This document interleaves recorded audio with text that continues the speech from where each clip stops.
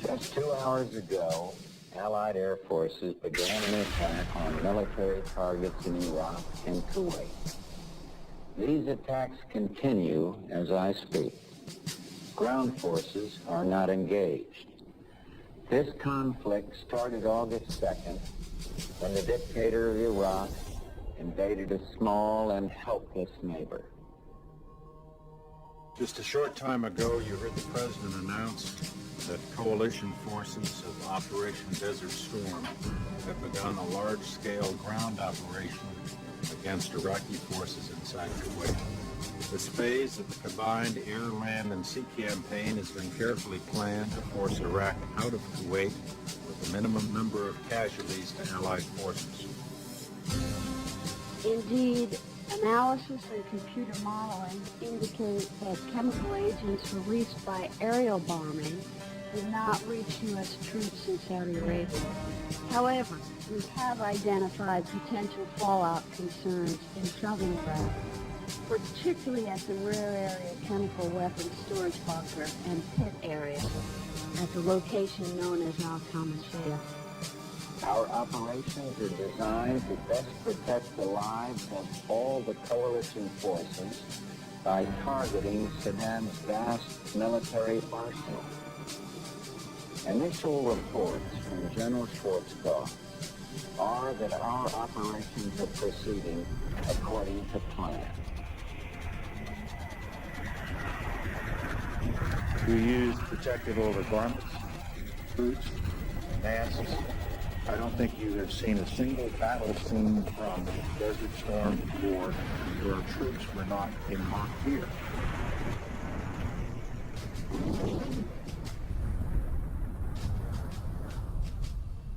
During our time over there, we started seeing individuals become ill with various symptoms ranging from rashes all over their bodies or chronic explosive diarrhea, heavy bleeding accompanied with that, excruciating headaches, the bones and the joints started aching, and there were night sweats, and things only became worse as time progressed.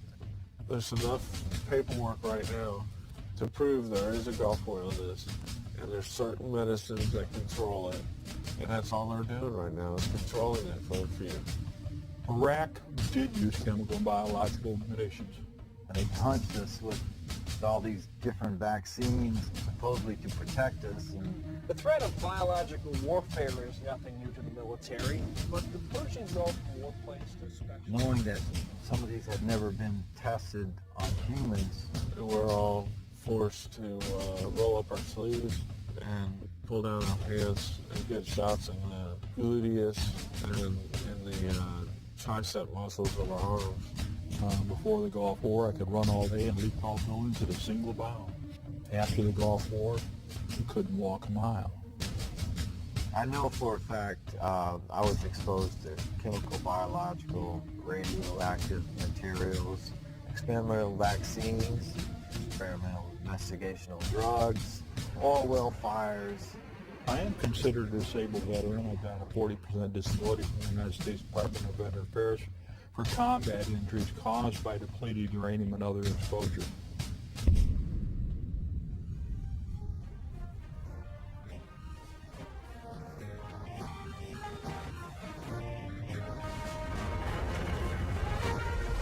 It is more than a trial by fire. It is a rite of passage. A challenge to join the elite. And if you succeed, if you can master your fear, outsmart your enemy, and never yield even to yourself, you will be changed forever.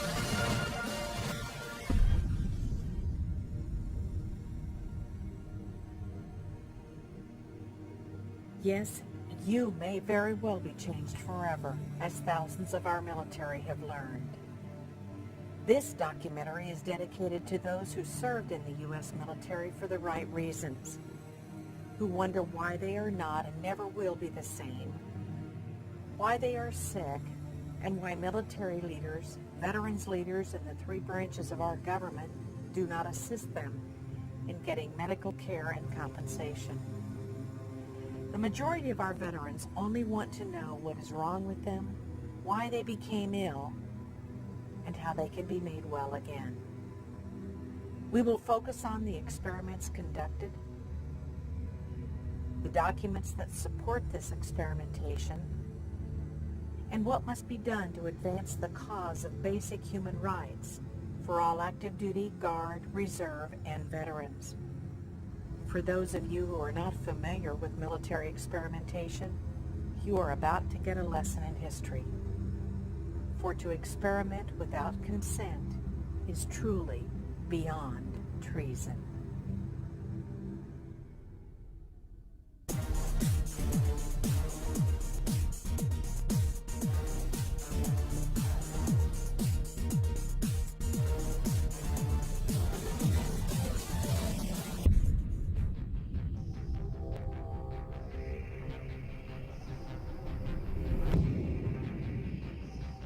Bomb away.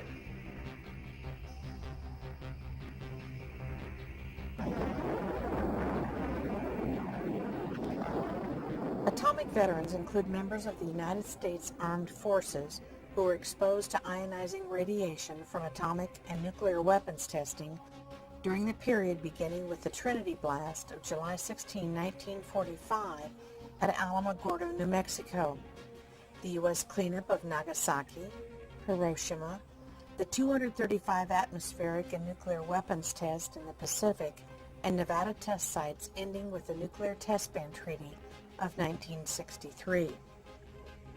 The National Association of Atomic Veterans recognizes that civilians, as well as military personnel, were exposed to harmful nuclear material radiation, and that many of these personnel have since died as a result of radiation-induced illnesses.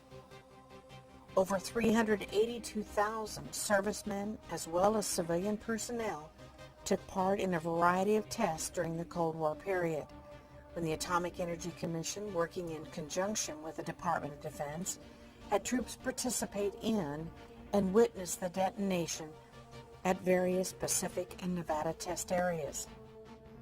Most detonations were larger than and emitted considerably more deadly radiation than the two weapons which were employed against Japan at the end of World War II.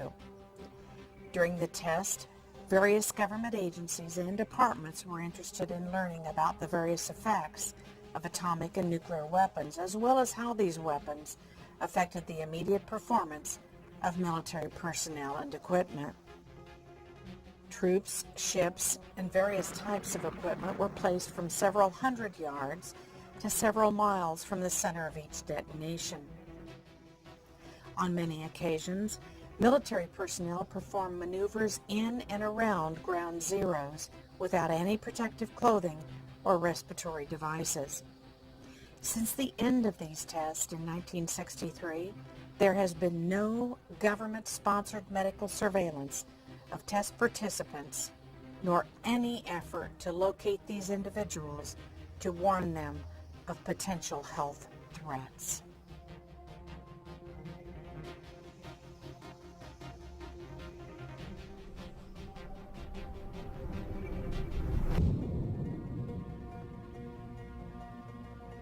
Project MKUltra was the code name for the CIA mind control research program lasting from the 1950s to the 1970s. In 1964, the project was renamed MK Search.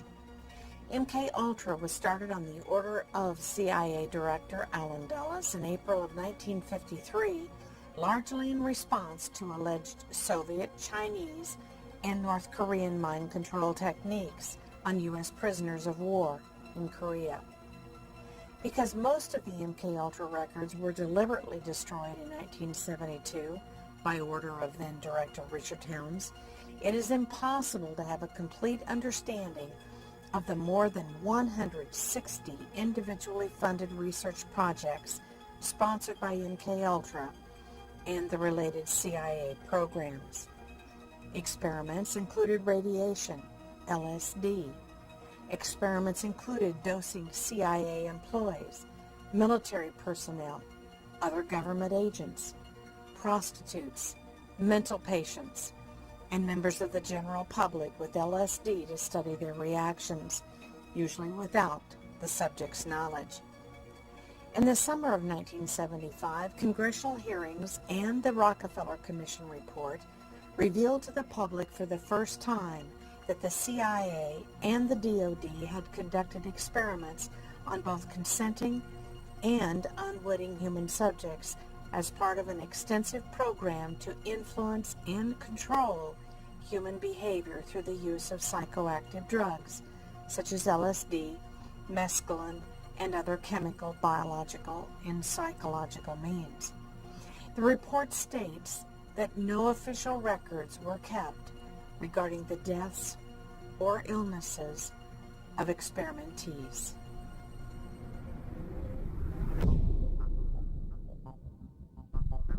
A U.S. Army project that ended over 25 years ago is now the subject of much scrutiny.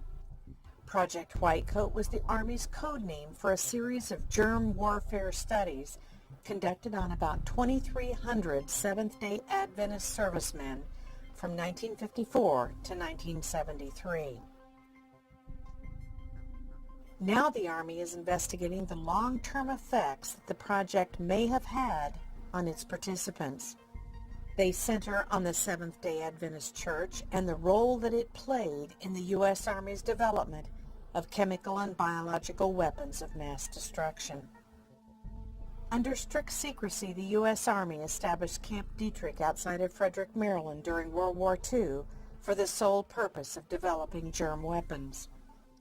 The program was controlled by the Army's Chemical Warfare Service, a branch that had worked with gas weapons that were used by the U.S. in World War I. The Army began to study both the offensive and defensive aspects of biowarfare. In 1952, the Army Medical Corps stationed a medical unit in Fort Detrick, and in 1954, this unit began using Seventh-day Adventist soldiers in its research, presumably in the defensive aspects of germ warfare.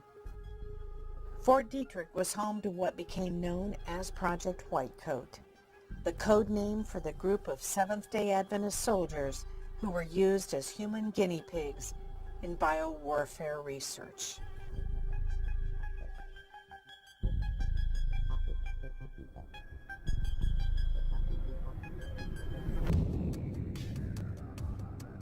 Agent Orange was the code name for an herbicide developed for the military primarily for use in tropical climates.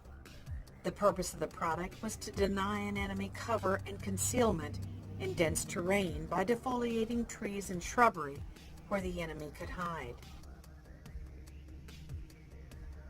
The product Agent Orange was a code name for the orange band that was used to mark the drums in which it was stored. The product was tested in Vietnam in the early 1960s and used at the height of the war in 1967 and 1968. Agent Orange was a 50-50 mix of two chemicals known conventionally as 2,4-D and 2,4,5-T. The combined product was mixed with kerosene or diesel fuel and dispersed by aircraft, vehicle, and hand spraying. An estimated 19 million gallons of Agent Orange was used in South Vietnam during the war, potentially affecting 2.5 million Vietnam veterans. On May 5, 1990, Admiral E.R. Zumwalt, Jr., in a classified report submitted the following. Report to the Secretary of the Department of Veterans Affairs on the association between adverse health effects and exposure to Agent Orange. In that report, he concluded that it was at least as likely as not that the exposure to Agent Orange caused numerous life-threatening, debilitating, and deforming diseases.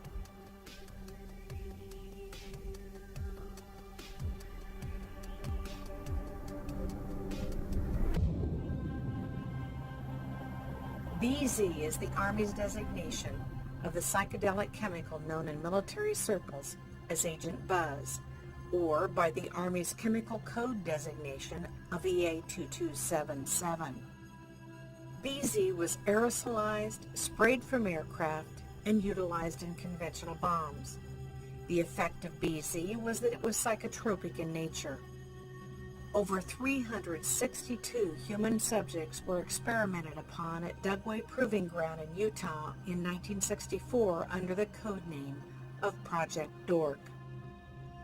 Most records of military experiments involving BZ are still classified and unable to be obtained even through the Freedom of Information Act. BZ was an incapacitating agent with paranormal hallucinations that lasted for not just days, but for weeks and months. You may have seen the movie Jacob's Ladder, which depicts effects from the mist sprayed over our military by our Department of Defense.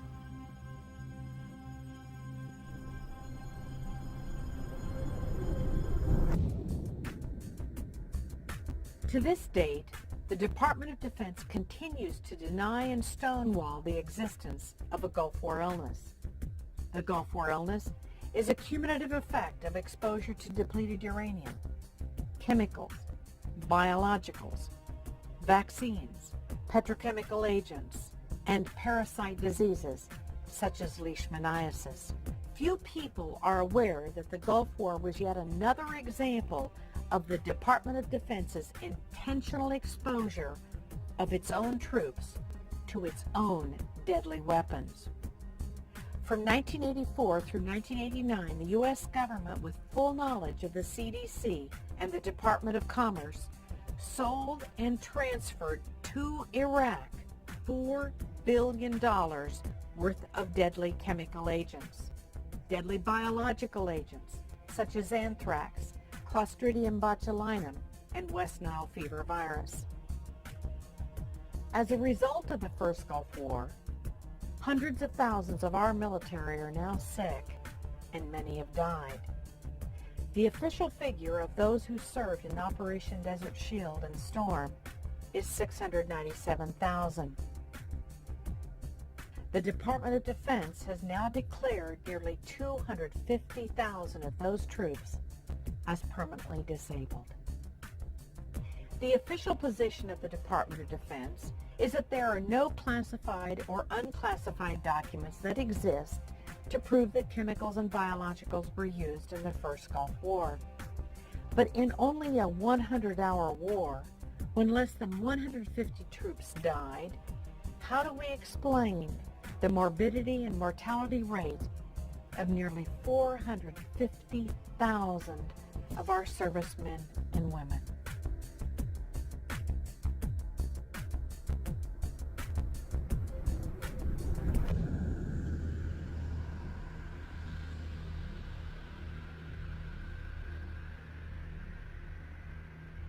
At the time that the Gulf War started, I was the nuclear medical sciences officer, intelligence and comfort and everything, special operations officer, mobilization officer, training officer for 330th Medical Brigade. That's the largest medical brigade in the U.S. Army. It's an Army Reserve Medical Command under a one-star general. Dr. Doug Rocky is a U.S. Army Health Physicist and Nuclear Medical Sciences Officer. Dr. Rocky has expertise in nuclear, biological, and chemical warfare operations, microwave radiation, emergency response, decontamination, and battlefield cleanup. We were the super garbage men. We had to clean up the messes. We had to identify the messes. We had to collect all the garbage. We had to provide the on-site medical care. It's a lot. All the Iraqi equipment, a lot of U.S. equipment, contains radiological components. When that equipment was blowing up, the radiological materials were released into the environment, exposing and contaminating. And then to top it all off, we used uranium munitions, known as depleted uranium. They've been used back in 1973 by the Israelis against the Egyptians. But during Gulf War I, Desert Shield and Desert Storm, we took it to a totally new level. The use of radioactive materials on the battlefield. Deliberately taking tons and tons, actually over 350 tons of solid radioactive materials, and dispersed it across Kuwait, Saudi Arabia, and Iraq.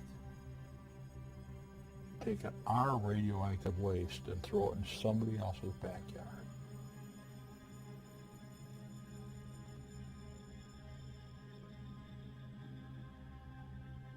I am considered a disabled veteran. I've got a 40% disability from the United States Department of Veteran Affairs for combat injuries caused by depleted uranium and other exposures.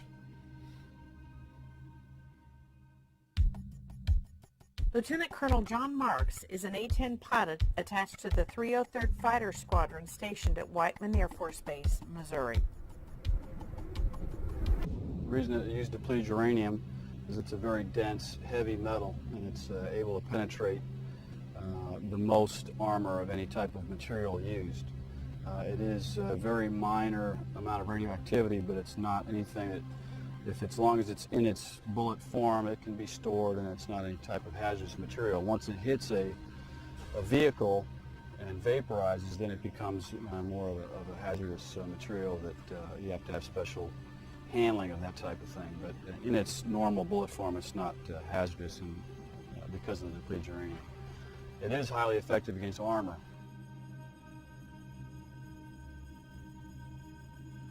We've got direct memorandum from the Department of the Army and other Department of Defense officials simply telling us that not only were uranium munitions a health threat, they were a serious health threat, the contamination. We got direct warnings from Los Alamos memorandum that to make sure and write a report so that uranium munitions can always be used, because there's direct concern about the health and environmental effects. We had the warnings. We also had the responsibility to put together all the decontamination guidelines and also what's called the Combat Lifesaver Program. So myself and my team wrote that, which has now been adopted by the Army and is used every day by the Army. Battlefields and fighting are by nature hazardous to your health. Some hazards are easy to identify and well understood. Soldiers recognize the serious hazards presented by incoming artillery shells and bullets and take appropriate actions. However, some lesser hazards from new technological applications are not so well known and recognized. One of these newer applications is the use of depleted uranium in munitions and equipment armor. Depleted uranium is obtained from uranium ore, which is found throughout the world. In the United States, this ore is mined in New Mexico, Colorado, Wyoming, Utah, and Arizona. Uranium ore contains 3 isotopes. By weight, 99.28%, which is uranium-238, 0.71%, which is uranium-235, and 0.0058%, which is uranium-234. Of these 3 isotopes, uranium-235 and uranium-234 are used for nuclear fuel and weapons. Uranium-238 becomes depleted uranium. This is an aluminum model of 1 DU tank round. This round would be fired by an Abrams tank. If it was actually uranium rather than aluminum, it would be over 10 pounds of solid uranium. What happens, it moves extremely high velocity. The minute it leaves the bore of the gun, it catches fire. So this rod is a burning rod of uranium. It impacts tremendous forces, unbelievable forces, over this very small diameter. And it's like a blowtorch with tremendous forces. It punches right through. Now, as this breaks through and goes into anything, can be steel, concrete, sandbag bunkers, wood, or anything. Uranium itself is soft. So you have parts of the fragment of the uranium breaks off as it enters and goes through. The uranium rod emits alpha, beta, and gamma radiation and X-ray radiation. The alpha particle is a 4.15 MeV particle. That's 4.15 million electron volts. Now, the intercellular voltage, the voltage that your cell operates biologically, is 10 electron volts. So when that cell is bombarded by an alpha particle at 4.5 million electron volts, it doesn't have a good day. We have all kinds of other problems. We have the beta particle and the gamma rays, the X-rays. Now, we've actually measured the ionizing radiation emissions from a DU rod within, say, 4 to 6 inches at over 300 millirems per hour. Now, that radiation is continuous. So you get a fragment of DU into your body that's emitting at over 300 millirems per hour. Or if you're holding the rod in your hand, it's over 300 millirems per hour. And if you got the fragment, then you got the alpha particle in there, which is an extremely hot particle, 4.15 MeV. And we're looking at what we measured over 10,000 counts per minute, 10,000 disintegrations per minute, 10,000 alpha particles per minute. In fact, in May of 2002, the U.S. Department of Veteran Affairs reported that over 160,000 troops that participated in Gulf War I, the period August of 1990 through the fall of 1991, basically October and November 1991, have been classified as disabled from anywhere from 10 to 100%. Now, my own disability didn't come about until after May of 2002. The count right now is somewhere close to 200,000. When we look at all the troops that have gone into the Persian Gulf region between August of 1990 and May of 2002, when the last formal report was written, the U.S. Department of Veteran Affairs formally acknowledges over 221,000 individuals are labeled as permanently disabled, and over 10,000 are deceased that had service connection disabilities. There's a big difference. There's a 60,000 increase in individuals that are disabled amongst those that served after the fall of 1991. That disability is only due to residual exposures and immunizations that were continued to be given, because there was no active combat. There was no active maneuvering. So what's happened? Well, what happened prior to Gulf War I is pre-deployment health physical assessments were not given. And at the completion of Gulf War I, post-deployment health physical assessments were not given, even though we specifically requested it. In my own case, when I came back to get released after completing special projects, I said I was exposed to these. We need to do these tests. And they refused to do them. I've been a staff scientist at 2 nuclear weapons laboratories, 5 years at the Lawrence Berkeley lab where the Manhattan Project started, and 2 years at the Lawrence Livermore lab. Lorraine Murray is an independent scientist who specializes in radiation issues. Her degrees include BS in geology, master's degree in Near Eastern Studies, and has pursued doctoral studies in geosciences at the University of California, Davis.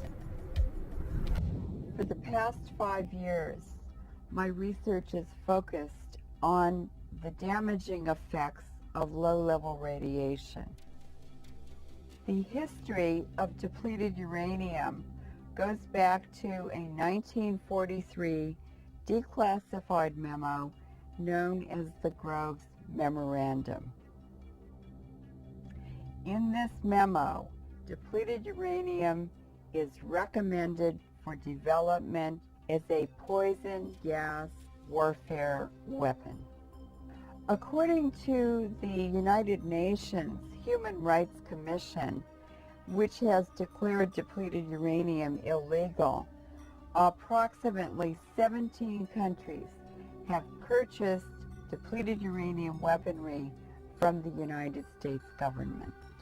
In December of 1992, the director of the United States Army Environmental Policy Institute was ordered to figure out ways to reduce the toxicity of uranium munitions by Assistant Secretary of the Army Walker.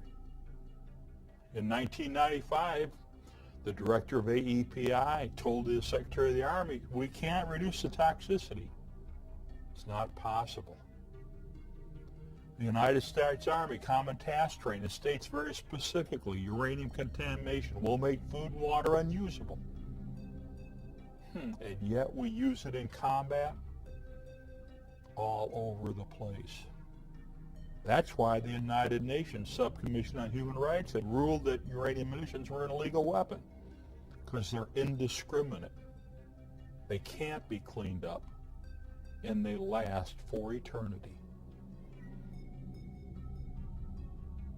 The amount of depleted uranium used in the first Gulf War in 1991 is approximately 340 tons, and this was admitted by the U.S. government.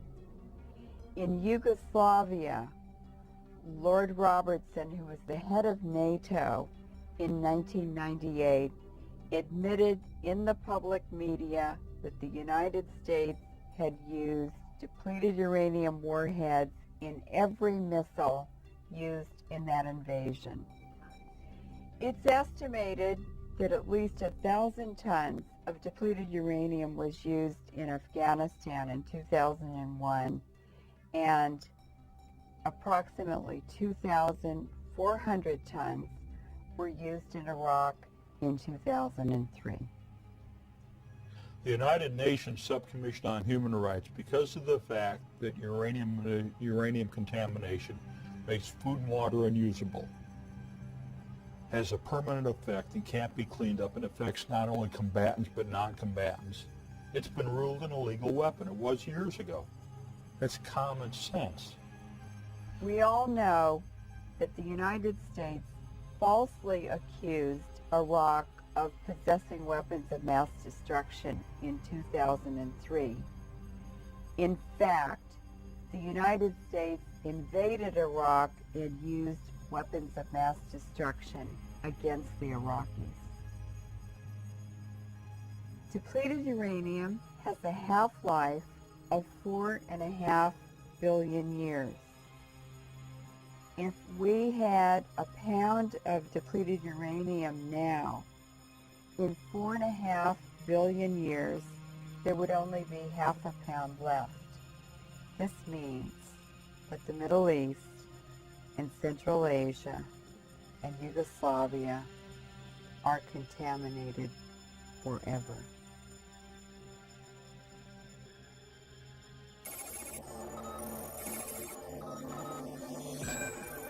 We're 1st Platoon Charlie Company, and we were part of Operation Iraqi Freedom. On the battlefield, you gotta have an officer who can think on his feet. We had that. Lieutenant Walker came to us from ROTC. It didn't matter if we were in training or in combat. He was right there with us. He had confidence and dedication. And wherever he goes, we go. I'm a military brat. My father spent 24 years in the Army. Staff Sergeant Bob Jones is a veteran of Desert Storm, a former Army Ranger now retired and disabled due to Gulf War illness. Not only is Bob ill, but his entire immediate family is affected as they all suffer from Mycoplasma fermentans incognitus. During the air campaign, we targeted their chemical, biological, and nuclear facilities. And so we were exposed to chemicals, biologicals, nuclear radiation in the form of depleted uranium, and also direct enriched uranium, or EU, from those nuclear facilities that were bombed and targeted. And many of the coalition, especially the guys on the front line, such as my unit and others like us, were in the area of exposure from the fallouts of the coalition bombings. And although this information became widely known as early as 1994 through testimony and release of GAO reports that showed that the meteorological data supported the fact that the downwind plume or fallout from the bombings drifted over a large number of the troops that were forward positioned. The U.S. military personnel during Gulf War I, just like during the Balkans and in Gulf War II now, were not adequately protected from all of the exposures they had. We know from first-hand experience that the M40 series mask, as confirmed by the United States General Accounting Office, is defective. We know that it leaks when you move your head. We know that none of those, either the M17 series, the M40 series, provides protection against toxic industrial chemicals. No. Were they adequately protected? Absolutely not. Was my team adequately protected? Absolutely not. We wore the respirators, and we got sick. Now, what happened? What we confirmed and what we saw during Gulf War I and when I did the research as director of the depleted uranium project, that DU round comes down and it breaks up. We have the spalling, then we have the fire. And we create uranium oxides of different types.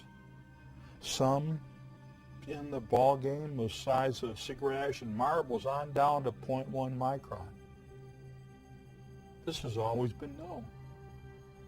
When I talked to senior Manhattan Project scientists that were expert particle physicists, they said, hey, we knew uranium when it breaks up like this was going to be down in the 0.1, 0.2 micron range. No doubt about it. The gas mask, the respiratory protection issued to the troops, there's no way it can protect against inhalation. Well, that's what happened to myself and my team. We wore the respiratory protection during Gulf War I, inhaled it, and got sick. We wore the respiratory protection when we were doing the depleted uranium project research in Nevada test site. U.S. Department of Energy approved respirators. And we could smell and taste the uranium through the filters.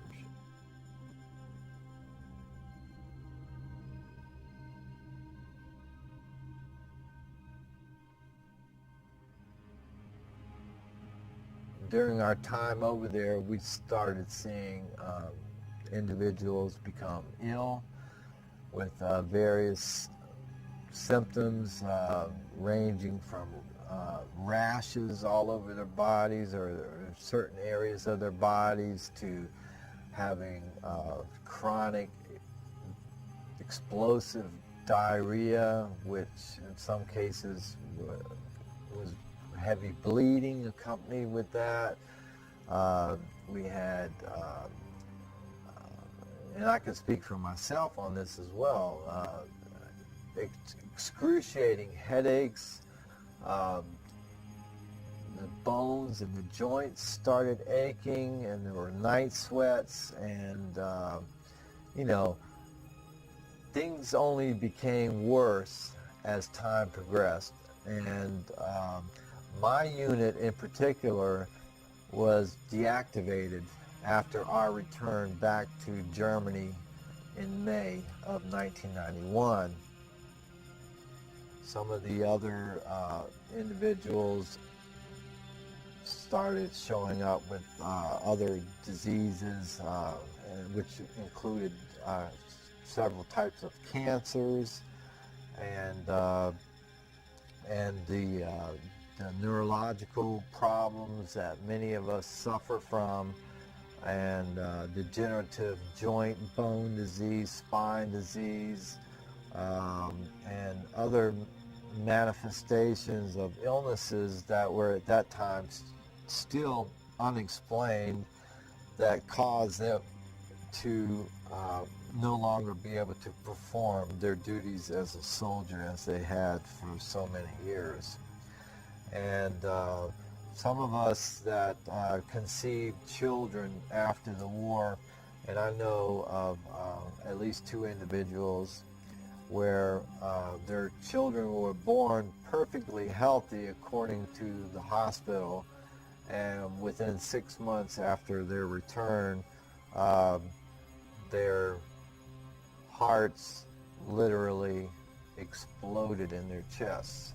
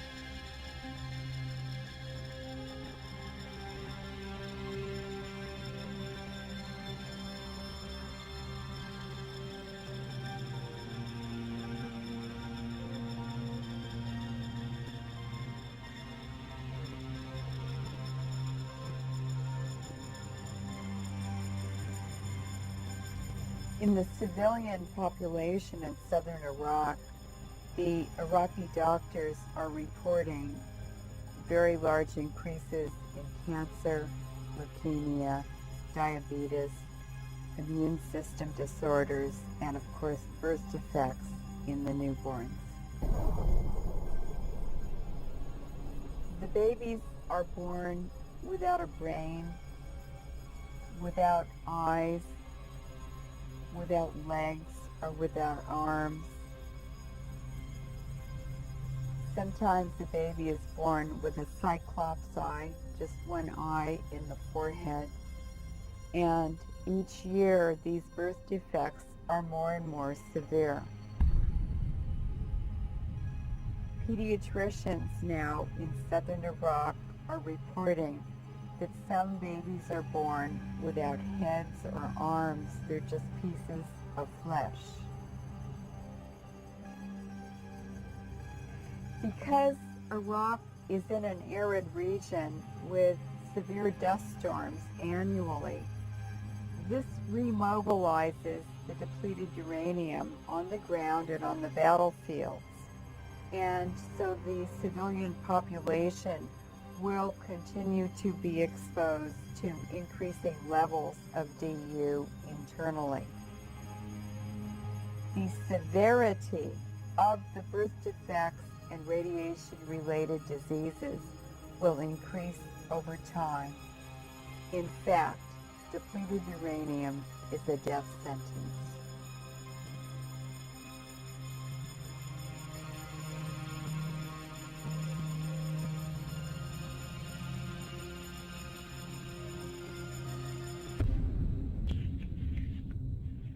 Individuals are depleted uranium casualties, whether they're civilians or combatants. Doesn't matter where they were, whether they were exposed during manufacturing processes, testing processes, or combat use. One of the things that we're starting to see, we saw the respiratory problems right off the bat. That was predicted by the Groves Memorandum, totally confirmed by my own physicians and totally documented in my VA medical records. Then we saw the rashes. Well, what we're having is we have the particulate irritation damage, we have the chemical toxicity damage, and then we have the radiological damage, which is the result of the cancers and the tumors. All of the birth defects. They absolutely confirm chromosomal aberrations from the ionizing radiation damage to the cells and the tissues. Neurological problems, rashes, cataracts, kidney problems. Your life is messed up. As said in the Groves Memorandum, it's going to cause all these health problems, and there is no medical care and treatment. You can't reverse radiation exposure damage to the body.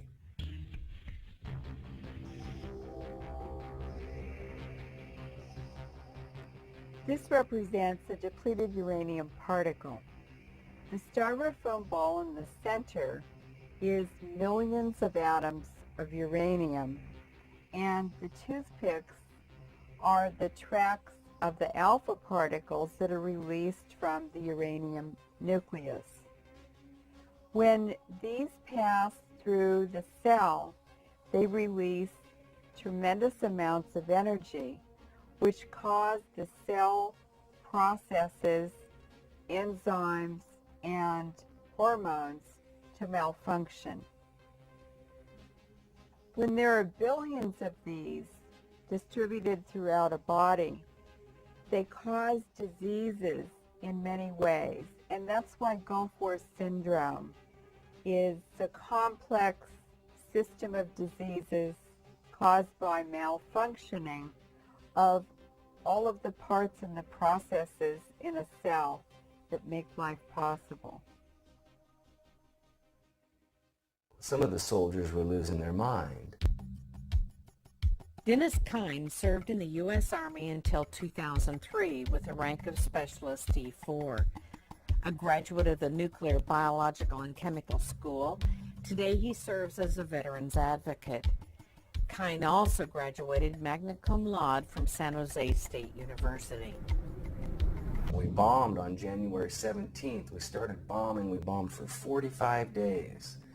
And after 45 days, February 28th, we started a ground invasion, which is said to be the most victorious military operation ever in the history of mankind.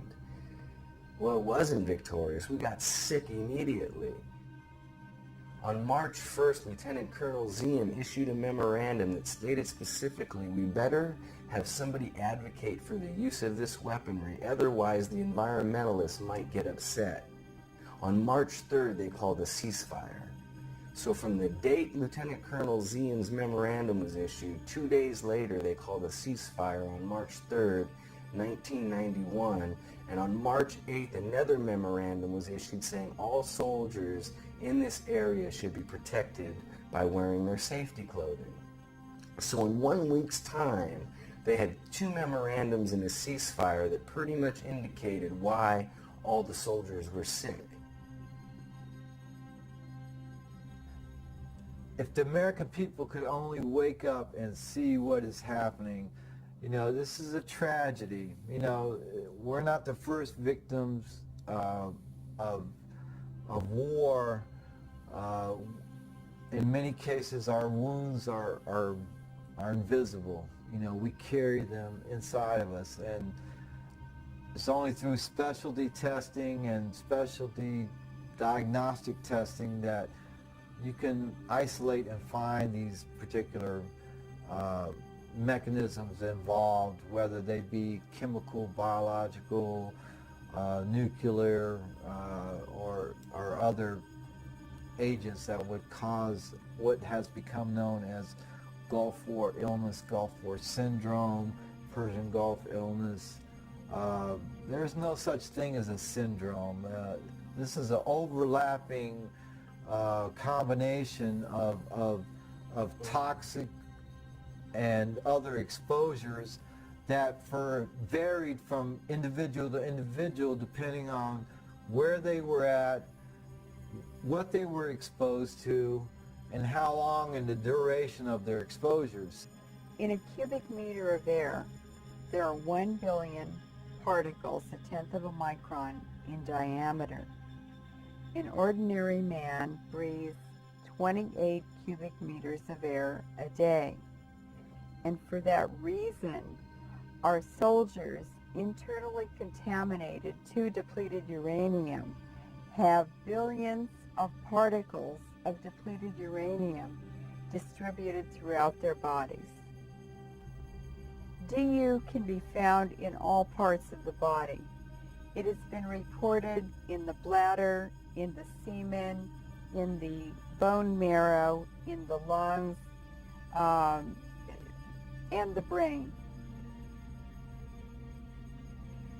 Because of the contamination of the semen from the depleted uranium particles, soldiers returning internally contaminate their wives and their partners. It wasn't so much my illness, but my family was also ill, and they required medical attention and medical treatment, real medical treatment. I retired in June of last year, June 2003. As soon as I retired, my family was completely dropped from the military medical system. In other words, we were enrolled at the Womack Family Practice, and as soon as I retired, we were dropped like a hot potato. And although I begged and pleaded, they would not let my family re-enroll back into the Womack Family Practice. So in essence, my wife was completely cut off from all the medications and all the treatment that she had received for the past 7 years that dealt extensively, because she was also a victim of these exposures that I brought home from the Gulf War, from my equipment and from my personal exposure, as I alluded to earlier, from bodily contact, and that to me is the greatest travesty. I just can't imagine how a nation, not only will they take care of their veterans that have returned from war, but you have innocent family members and loved ones that never put their hand up and swore allegiance to fight and defend the Constitution of the United States, and they get kicked to the curb and nobody cares. When you get these health effects, you have to prove the United States Department of Veteran Affairs that you were exposed. And then you have to prove that the health effects that you're seeing were caused by the exposures you have. But it's very difficult to do when the medical records have been destroyed, the personnel files have been missing or destroyed. And when you got senior Department of Defense officials continue to state, well, none of these guys are sick. None of these guys are dead. Why don't you ask Sue Reardon someday about Terry? Why don't you ask Sue Sitten someday about John? Or Frank Sully?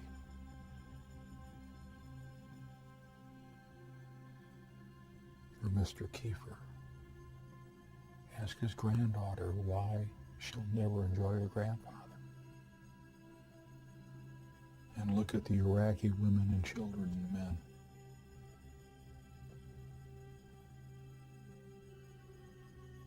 Ask the question yourself. Is winning a battle but contaminate air, water, soil, and food worth the life of your son and daughter? Is it worth the life of the child? Not just those that are alive, but those that are going to be exposed because the contamination remains there for eternity. It's real simple. I was tasked to clean up the uranium munitions by name, by order, during Gulf War I. I was assigned as the depleted uranium project director. I did the research. I prepared the programs. I wrote the regulations for management. I wrote the procedures for management. And I got sick because I served my nation. And I was discarded. I was abandoned.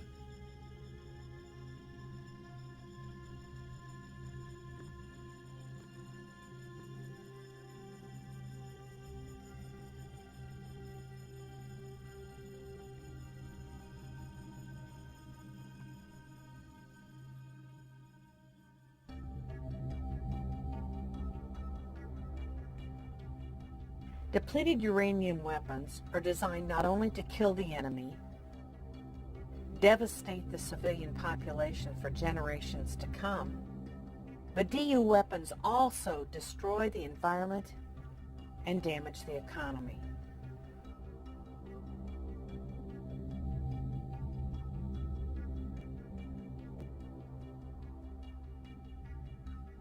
In 1996, the United Nations passed a resolution that made DU illegal under international law.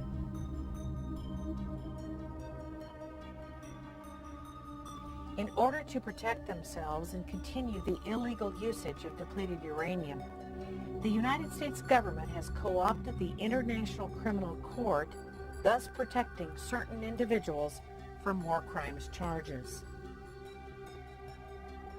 Unbeknownst to most U.S. citizens and unreported in the U.S. media was the International Criminal Tribunal for Afghanistan held at Tokyo, Japan, December 15th of 2002. Those meetings lasted for over a year. The initial complaint presented for the tribunal charges George Bush with 31 counts of war crimes, violations of the Geneva Conventions and other crimes against peace, and the war on Afghanistan. In addition to the original 31 war crime charges against George Bush, the judges and tribunal recommended 2 additional charges. Number 1, Bush knowingly used depleted uranium on the battlefield against his own troops, and number 2, that it was, in fact, a crime against the environment.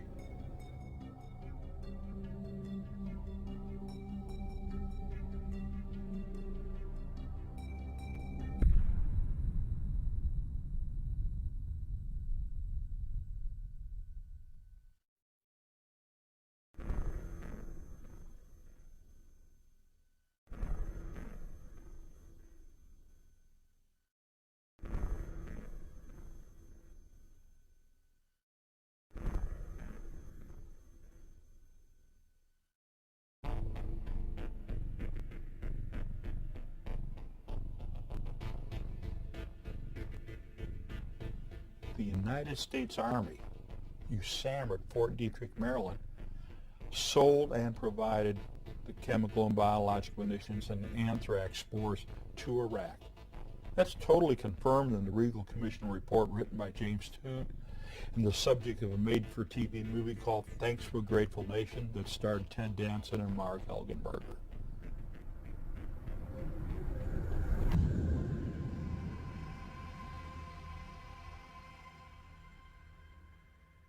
The United States has a long-standing involvement in the sale of weapons to third world countries.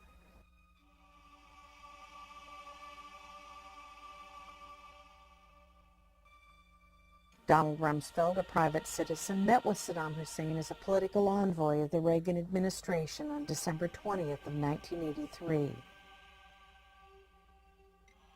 It is a little-known fact that he was also president and CEO of the G.D. Searle Pharmaceutical Company.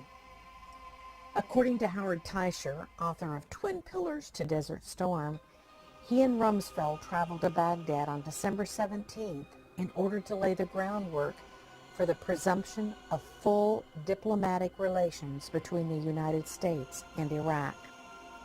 Prior to that time, Iraq was on the known list of terrorist countries.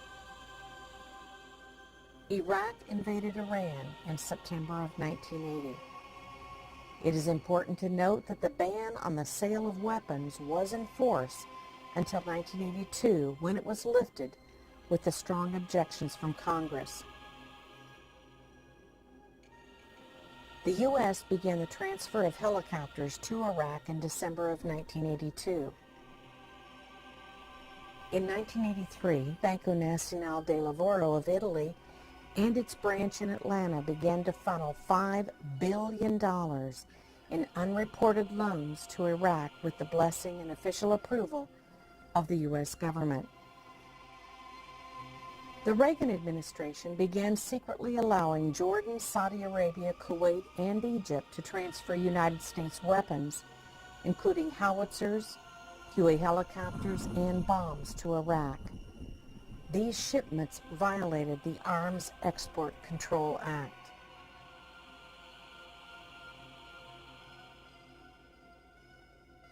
From 1985 through 1989, the Department of Commerce licensed 70 biological exports to Iraq, including approximately 21 batches of lethal strains of anthrax, shipments of weapons-grade Clostridium botulinum, and West Nile fever virus. In April of 1988, the Department of Commerce approved the shipment of chemicals used in the manufacture of mustard gas. The U.S., with the approval of the CDC and the Department of Commerce, armed Iraq illegally from 1985 through 1989.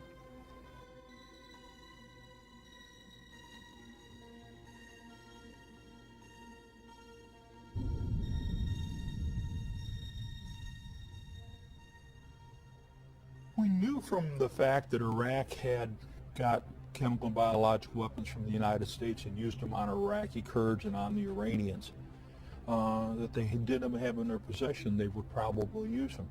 We knew that all the toxic industrial chemicals that we use in the military, when we move a military, go into combat, were going to affect everybody. We knew that all of the other weapon systems we had have a horrible health and environmental effect on the battlefield. That's history. And with all the background all of us had, both within the military and within academia, it was very easy for us to understand and predict what was going to happen. During the period of 1990 and 1991, we made a conscious decision, and this decision was a decision made between General Powell, General Schwarzkopf, General Horner, and Secretary Cheney to blow up Iraq's chemical and biological stockpiles in place. We also decided to blow up their nuclear reactors in place. This is all confirmed in Schwarzkopf's autobiography, It Doesn't Take a Hero, on page 390. For somebody who wants to look, you can go find out for yourself. At that time, we warned everybody that these exposures, downwind exposures, were going to have a disastrous effect on U.S. military personnel, on coalition personnel, on Iraqi personnel, and on the civilians and non-combatants in the region. That warning was ignored.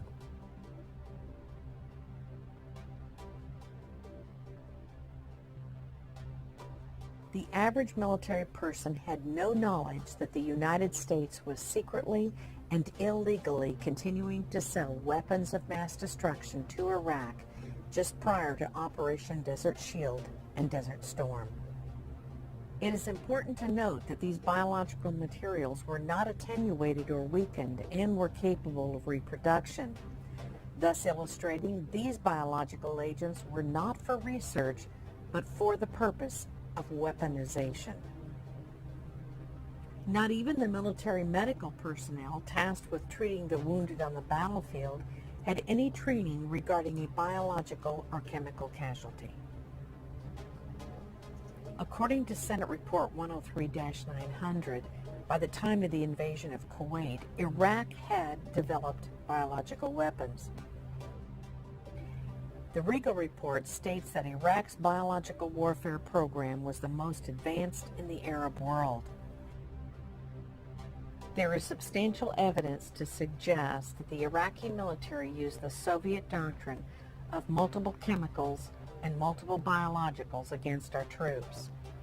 This serves to confuse the diagnostic and treatment process and would account for the wide variety of symptoms displayed by Gulf War veterans. Most of the guys that I serve with are either severely disabled or dead due to the fact of their exposure to the different elements that were involved. Michael is a veteran of Desert Storm and served in the area of Special Operations. Because of fear of reprisal by the Department of Defense or loss of his veterans' benefits, he has requested that we alter his voice and image. One memory that sticks very clearly in my mind is the chemical alarms. At least once a day, we'd have a chemical alarm go off. And after a while, we learned to pay attention to them because we were told it was a malfunction. They would try and tell us that either it had blown paint on it, some fumes from something that had been painted nearby had been blown on it and that set it off, and so on and so forth. And it makes me wonder, they claim that no chemical weapons were used, but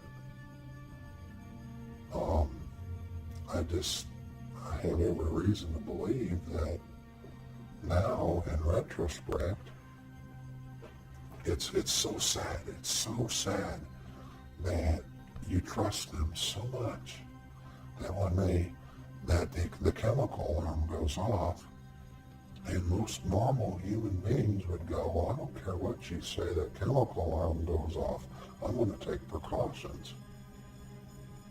But you are so indoctrinated in the fact that, oh, well, we're here to look out for you, we're going to take care of you, that when the chemical alarms go off, you just sit there and continue eating or reading or whatever it was you were doing. On a number of occasions, chemical alarms went off, and we were ordered not to basically respond to them or report them or write down statistics or even study the environment we were in, which is normally what an NBC person would do.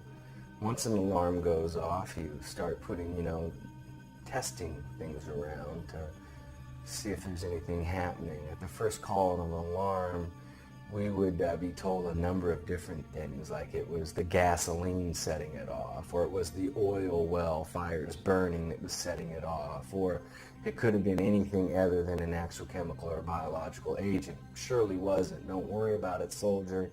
You'll be okay. We had alarms going off, chemical alarms, and there were several occasions where we had to go into full mop gear in the middle of the night, or especially in the middle of the night.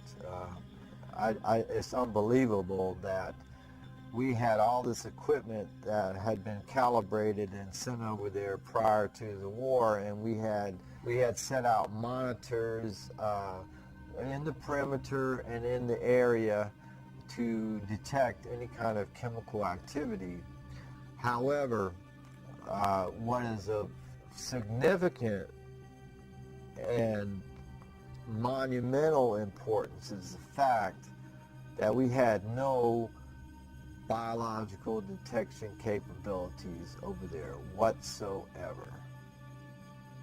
And this all relates back to the fact that we destroyed their chemical biological sites and also the bunker complexes, not to mention the big one in Camisea, which is the only one that got any kind of real attention due to the fact that an individual or several individuals happened to film the contents of that bunker complex.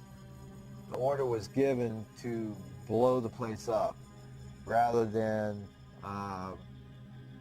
the normal procedures when you find a place like that magnitude holding the contents that it did. There were other means of disposal. The area was secured, and what surprises me is the fact that we received no warning. No one was instructed to get into any kind of mop gear or any type of chemical protective posture, although it's questionable whether it would have helped anyway. Well, we were issued, MOP suit, military occupational protective posture is what MOP stands for. MOP suits, we were issued them, but they were useless to us after the first 3 days after we opened the package. So you get in country, they issue you a brand new suit, it's got a charcoal filter in it, but the minute that package has been opened and that suit has been liberated, that suit is useless. You can't keep putting it on and taking it off. The Department of Defense has long touted that American troops are the best prepared, trained, and equipped in the world. Unfortunately, the equipment that was meant to save their lives may very well have cost them their health in Desert Shield and Storm. Information has now been obtained that proves that the chemical suits sold to the Department of Defense during 1989 were in fact useless. Isratex, a company from Raynell, West Virginia, sold nearly 800,000 defective suits that later proved to be full of tears, holes, and poor stitching. One hole can mean the life or death of a soldier during a chemical exposure. The company subsequently filed for bankruptcy, and its owners have never faced accountability for their actions.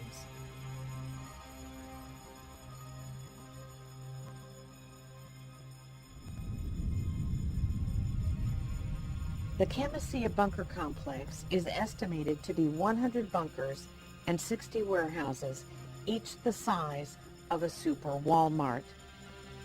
The destruction of Camisea was not even discussed until June of 1996, when it was addressed by Senator Specter at the Senate Armed Forces hearing.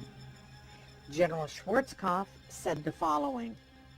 As I stated, the first time I ever heard of Camisea was in 1996 when it was first announced by the Department of Defense, and nobody was more surprised than I was. A little later in his testimony, General Schwarzkopf apparently contradicted himself when he said the following. I remember General Franks came to me, and I assume it was Camisea he was talking about at the time, because it was about the same time frame, and talked about this huge ammunition dump that they had found with literally tons and tons and tons of ammunition in it, and there was no way they could possibly retrograde it, and I challenged him on that, and he convinced me that no, they couldn't retrograde it, and therefore they were going to destroy it in place. I said, fine. Now that's Camisea. From what I heard about the size of the bunker that Franks was talking about and the others that they blew up, these were huge bunkers with crates and crates and crates and crates of ammunition in them. And I can only assume that they either didn't recognize them or didn't see them at the time. We were under pressure to withdraw, and under the pressures of withdrawal, we did destroy everything we could so that the Iraqis couldn't fall back in on it and use it in some other war against us. General Schwarzkopf just stated that he was concerned about the Iraqis regaining control of the ammunition that was contained at the Camisea ammunition depot. However, several individuals have come forward with other reasons as to why the bunker depots were hastily destroyed. Dan Topolsky. I was the Nuclear, Biological, and Chemical Defense NCO for B Company, 37th Engineer Battalion. I was on the Commissar Bunker Complex mission. Sergeant Topolsky was one of the nuclear, biological, and chemical non-commissioned officers in charge of identifying munitions at Commissar Bunker Complex in Iraq. I felt betrayed. I felt like we had been sold out for dollars when I saw what I saw inside those bunkers. Even though I had 40-some years of military service, if you were to bring in a bunch of ammunition and pile it up in front of me, and one of them was a 122-millimeter rocket with chemicals in it, I would not be able to tell you that that had chemicals in it, particularly if it was an Iraqi rocket with Arabic writing on it or something. We identify ours when we had them in a very specific way by color coding. I don't have the slightest idea what the Arabs did. General Schwarzkopf stated that we identified our weapons by color coding. According to Sergeant Topolsky, the colored bands identified biological and chemical munitions inside the Commissar Bunker Complex. According to Sergeant Topolsky, the yellow or purple bands indicate chemical munitions. The green bands represent biological munitions. General Schwarzkopf also said he could not identify munitions, especially if they had Iraqi markings on them. You will also note these munitions were plainly marked in English and indicated these munitions were supplied by countries like Jordan, England, Russia, as well as the United States of America. According to the 1972 Geneva Convention, weapons of mass destruction are illegal. Therefore, according to Sergeant Dan Topolsky, it is very likely that these munitions were destroyed not so much to prevent Saddam Hussein from regaining control of them, but to destroy the evidence of these countries breaking international law. The 37th Engineer Battalion, way back in the air campaign, was ordered by our battalion commander not to wear our protective overgarments unless specifically told to do so.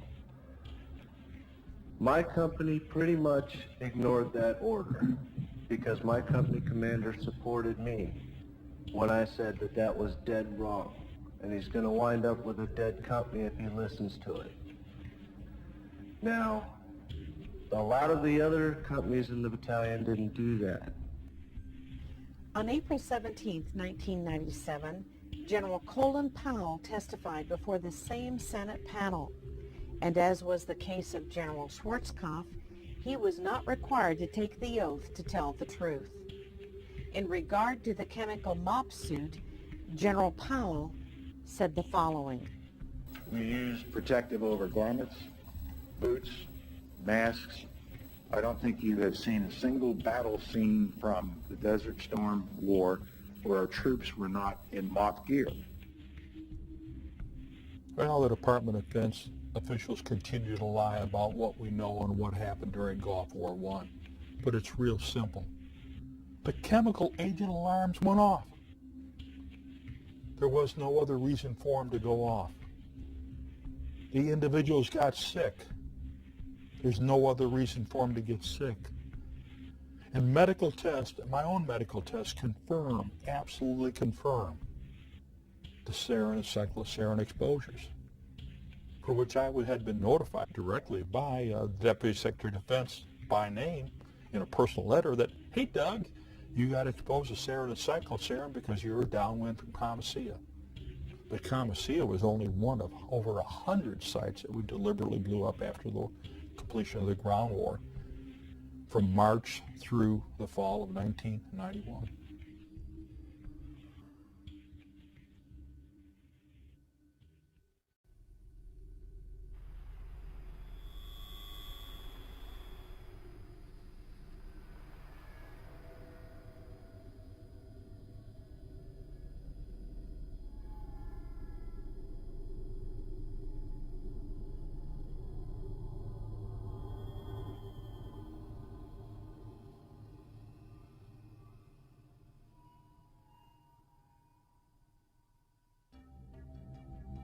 Even though the Department of Defense continues to deny the widespread use of chemicals and biologicals during the first Gulf War, Jonathan Tucker of the Monterey Institute of International Studies has demonstrated evidence for the use of chemicals in the Kuwaiti theater of operations. The U.S. intelligence reports show the presence of Iraqi chemical weapons. Military log entries describe the discovery of chemical munitions in Iraqi bunkers during and after the ground war. There are incidents in which troops reported acute, numerous symptoms of toxic chemical exposure. There's credible detections of chemical warfare agents made by Czech, French, and American forces. Chemical warfare agents that were detected by coalition forces during the Gulf War include the nerve agent Tabin, sarin, cyclosarin, and the blister agents sulfur, mustard, and lewisite. To this date, there has been no diagnosis or treatment offered by the Department of Defense or Veterans Administration.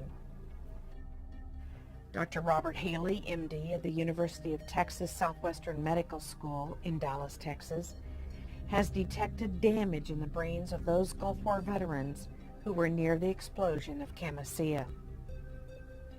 Those injuries had resulted in not only increased social problems, but also a 90% divorce rate and increased crime rates among those vets who showed damage in the area of the brain that controls judgment. The children of Gulf War veterans have shown increased defects such as Goldenhar syndrome, a missing eye or ear, major organ or digestive deformities, and general failure to thrive. 13 years after the Gulf War, the Department of Defense still calls the Gulf War illness a mystery disease. Either the Pentagon employs the most incompetent researchers and physicians in the world, or the cover-up is by design that these troops are being denied meaningful medical care. We can only conclude that the Department of Defense is waiting for an army to die.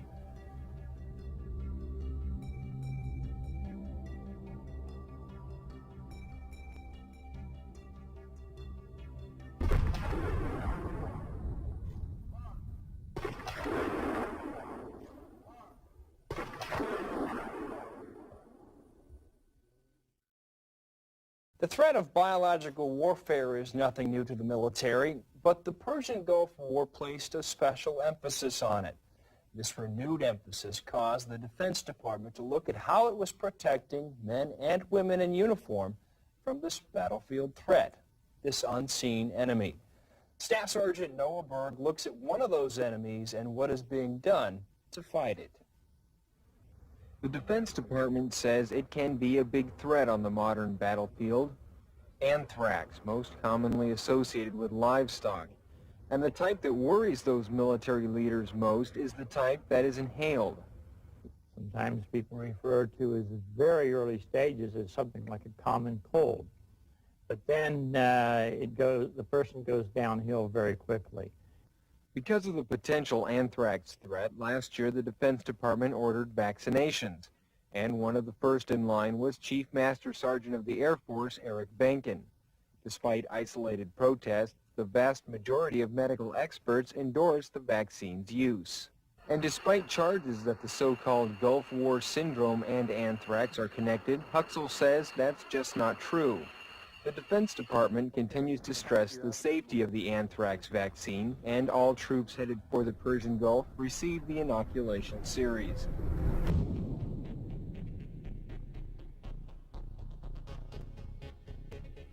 We had all the problems from immunizations. Our team was tasked to put together the anthrax vaccine program in theater. But we were also ordered, do not record lots, batches, doses, who got them, what their reactions were, when they got them, or how many they got. Direct orders. There's enough paperwork right now to prove there is a Gulf War illness and there's certain medicines that control it, and that's all they're doing right now is controlling it for a few. Staff Sergeant Mark Zeller was a member of Special Operations in the 18th Airborne Corps. He served in the Iraq-Iran War, Desert Shield, and Desert Storm campaigns. We're all forced to roll up our sleeves and pull down our pants and get shots in the gluteus and in the tricep muscles of our arms. We all started getting sick, but we didn't think nothing of it because our flight surgeon was telling us that it's hygiene that's getting us. We're all not taking baths every day. It's like maybe once a week or once every 3 days. And that hygiene was supposedly getting the best of us, so we didn't think anything of it after that. They punched us with all these different vaccines, supposedly to protect us, and knowing that, some of these had never been tested on humans. My neck bones are degenerating. My lower back's degenerating. No one knows why.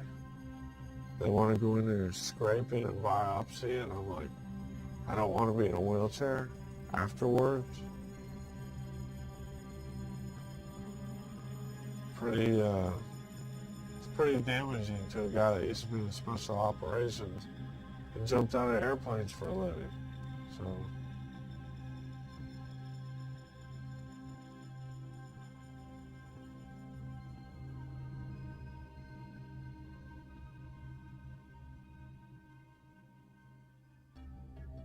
The use of vaccines in the military with recruits and servicemen and women is well documented. What is not well known is the relationship between the Department of Defense and pharmaceutical companies who have a vested interest in the widespread use of vaccines, what is contained in the vaccines, and just how many of those vaccines that were given that were in fact experimental. The experimentation of individual military members by the bureaucracy of the military medical establishment crosses all party lines. Military experimental use of vaccines have been conducted during the past 50 years. The senior Bush administration ordered the use of experimental vaccines anthrax and botulinum during the buildup of the first Gulf War. The Clinton administration ordered the experimental use of the tick-borne encephalitis vaccine in Bosnia. Perhaps one of the most devastating executive orders regarding vaccines came under the Clinton administration. Executive Order 13139 essentially orders the use of experimental vaccines and/or drugs at any time without the service member's consent to be given to anyone in the military as long as the President or the Secretary of Defense approves. During the first Gulf War, it was not unusual for a service member ordered to Iraq in 1991 to receive 10 to 17 vaccines in one setting.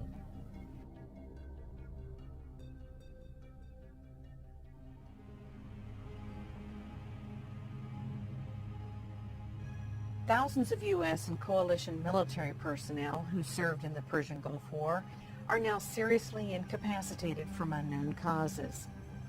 One common thread for all military personnel were the vaccines. Many of those who did not deploy became ill also.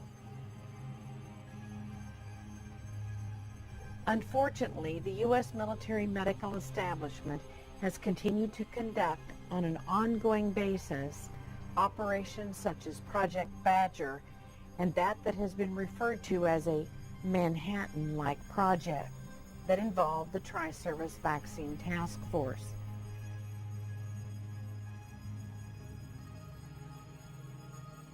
Credit for the best vaccine research should go to Gary Matsumoto in his acclaimed book entitled Vaccine A.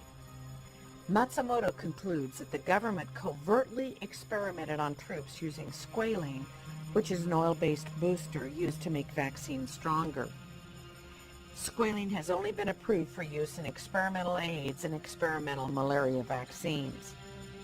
Since a large percentage of U.S. forces tested positive for squalene, it has led many individuals to believe that the anthrax vaccine could have been a primary clinical trial for an AIDS vaccine experiment.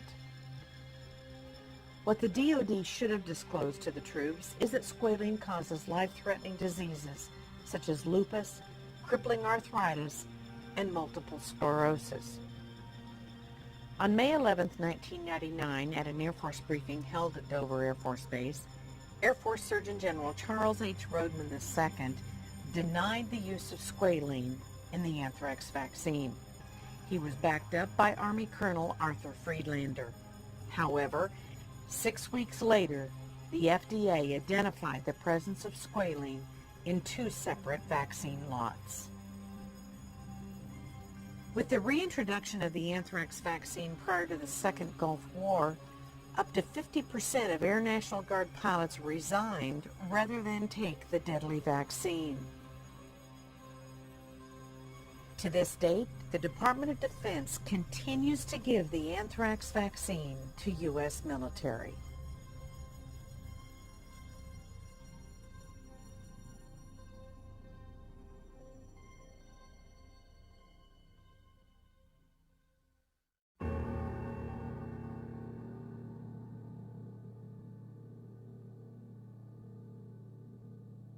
The minute you walk into a recruiter's office, the first thing they say is, "Young man, if you do this, you'll be taken care of forever." And in modern day, the 21st century soldier, it includes women. So men and women are promised health care should they become sick from the battlefield. And the fact of the matter is that since Operation Desert Storm concluded, 10 to 11,000 soldiers are dead. 250,000 of us get a check from the Veterans Administration for undiagnosed illnesses, and double that amount have actually gone to the Veterans Administration and entered into study groups known as ionizing radiation study groups and Gulf War depleted uranium study groups. And that's just being used as a guinea pig. So we were abused by the Department of Defense. We got sent to a contaminated battlefield.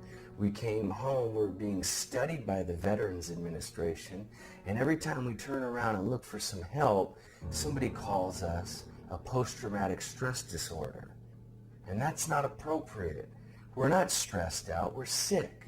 We've been contaminated. I do what I do every day because the system hurt me. Phyllis, you're on the air with Dennis Kine. Go ahead, please. I just want to take time, Dennis, to thank you so much and be able to say this personally to you. And I want to urge the folks to order your book. And I can't go at the pace that I used to, and I'm so thankful for someone like you to help some of us old-timers. It hurt me as a soldier, and it hurt me as a veteran. And I don't want to see anybody else get hurt. I don't do this because I need to inflict any pain on anybody. I do this because young men and women enter voluntarily into a system to go serve their country, serve their friends, serve their family, and serve their fellow Americans, and they get duped by the recruiter from the very beginning when they're told, if you get injured or become sick, we will take care of you. And for 14 years, I've been a prime example. My family members, my brothers, are prime examples of people who never got cared for. There's legislation in Congress right now to implement another draft. Every parent needs to decide if they're willing to send their child to be part of a military medical establishment experimentation process, because that's exactly what is going to take place. For the past 50 years, we've been experimenting upon hundreds of thousands of our military. It's incomprehensible the damage that has taken place in the lives of these servicemen and women. And it's not just the servicemen and women, it's their families, their spouses, their children that have been severely affected. It must stop. How will we ever get anyone to join the military knowing that they're going to be exposed to whatever the Department of Defense desires to do with them. Once people are aware of the massive amount of experimentation that takes place in our military, we won't have one. We won't have a group of people that will serve, and for obvious reasons. Because of the Ferris Doctrine, which has blocked any kind of compensation, assistance, or really any accountability from the Department of Defense or the military, our troops are living in some kind of slippery slope. They have no rights. With Executive Order 13139, they can be experimented upon without their consent, anytime, any place. When will it stop? How will it stop? And what must we do? One of the, I think, problems with American law is that there is a number of ways that municipalities, states, and the federal government will often immunize themselves from what would normally be seen as tort actions. In the United States, we have something called the Ferris Doctrine, which essentially articulates a rule of sovereign immunity that says the federal government is not liable for anything that happens to you while you are in military service. The doctrine originates from the year 1950, and the court at that time heard the case of a military serviceman who was killed in a barracks fire, and ultimately decided that it was good public policy not to allow these lawsuits. This really is the ultimate in hypocrisy. You see the heroic search and rescue missions where the government is very publicly going in and rescuing prisoners of war in combat. And the message there, or the propaganda, if you will, is that we care about you, the soldier. The reality is very different. The reality is that they are shielding themselves behind an outdated legislation and using the soldiers essentially as pawns in a chess game. The Ferris case was literally about a serviceman who was injured in a barracks fire in New York State. That's a very different kind of case than the subsequent cases that have been brought to the Supreme Court. A case like depleted uranium or Agent Orange or something like the Tuskegee experiment. This is about the government knowingly allowing you to be injured. Some would argue intentionally allowing it to happen, certainly behaving through gross negligence to allow you to suffer injury to yourself. And the courts have consistently, for the last 5 decades, upheld this as a legal doctrine that is alive and well in this country.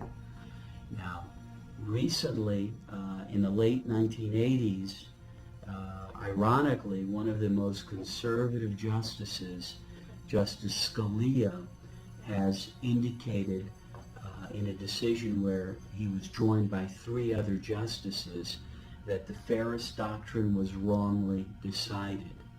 And so there's some hope that the court is starting to see that a doctrine that began over the principle of negligence ought not be applied when you get into really criminal knowledge.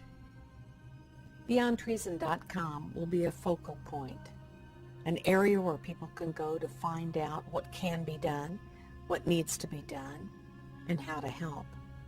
We must all join together to say, enough is enough. You see, if they experiment upon the military, the citizens are next.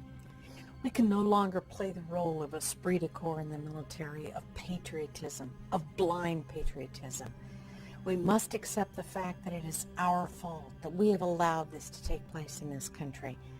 We call ourselves Americans, and this is freedom, and yet our sons and daughters are dying. Those that are responsible for these acts should spend the rest of their natural lives in prison for what they have done. There is no question, from the presidents on down for the past 50 years, those that have been in charge of these experiments, there is no question that this is truly beyond treason.